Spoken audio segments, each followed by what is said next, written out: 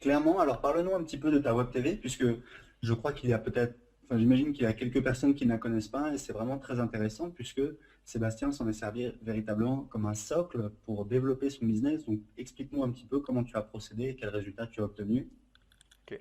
Alors Drag TV, en fait, c'est un blog qui est basé sur WordPress à la base, que j'ai D'accord? créé à une époque, il y a quelques années maintenant, où je voulais démarrer un nouveau blog avec cette Mhm. idée que j'allais vraiment me différencier de ce qui se faisait, parce que ça faisait déjà un moment que j'avais un blog classique avec des articles rédigés en texte et que mes concurrents avaient rattrapé, on va dire, le retard là-dessus. Oui? Donc j'étais Mhm. maintenant un blog D'accord? parmi plein d'autres. Et puis, je voulais me retrouver premier sur un mot-clé comme drague ou séduction, mais évidemment, c'est beaucoup plus facile avec un concept en vidéo que personne n'a encore lancé que de dire je vais lancer énième site de séduction.com. Donc, c'est de là qu'est venue l'idée. Et puis, Clairement. une dernière raison, c'était que je voulais avoir une communication plus directe avec mes abonnés, mes lecteurs. Parce Oui, que parce que c'est l'avantage, c'est que sur une web TV, on peut se montrer en fait face à la caméra de manière, on va dire, récurrente et donc établir une relation avec ses visiteurs, avec ses prospects, c'est bien ça? Oui, l'idée c'était vraiment que pendant un certain temps, mon entreprise justement avait commencé à vraiment parler comme une entreprise sur mon Mhm. blog habituel.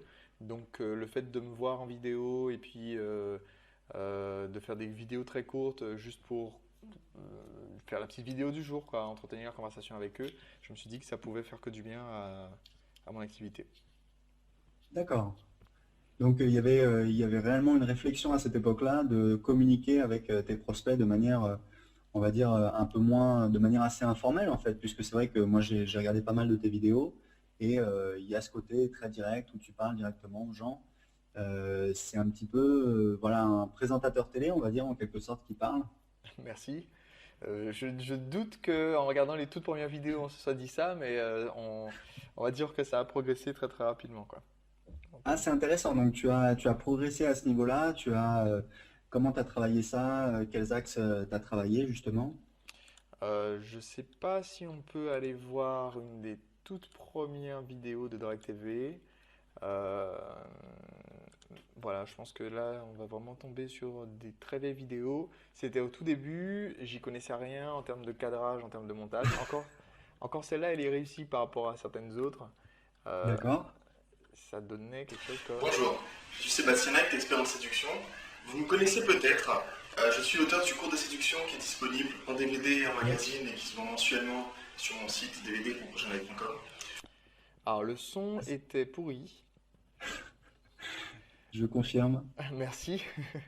Non, mais Le... c'est vraiment impressionnant parce que, enfin, moi, je te dis, j'ai vu pas mal de tes vidéos récentes et c'est très professionnel.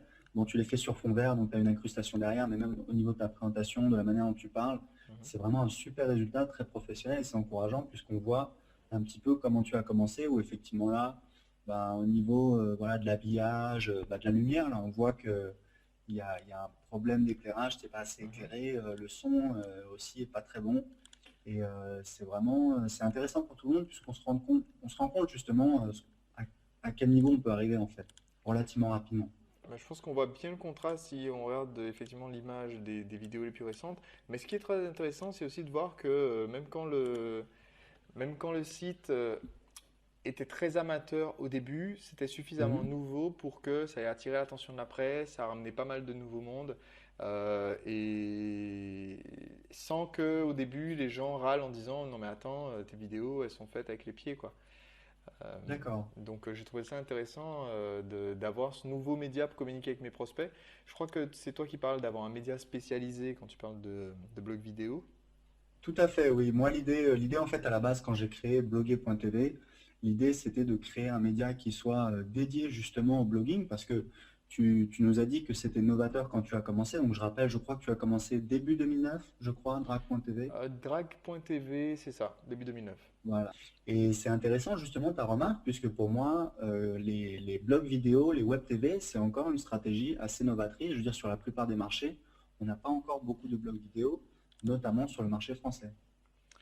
Est-ce que c'est ça qui t'a amené à créer Bloguer TV?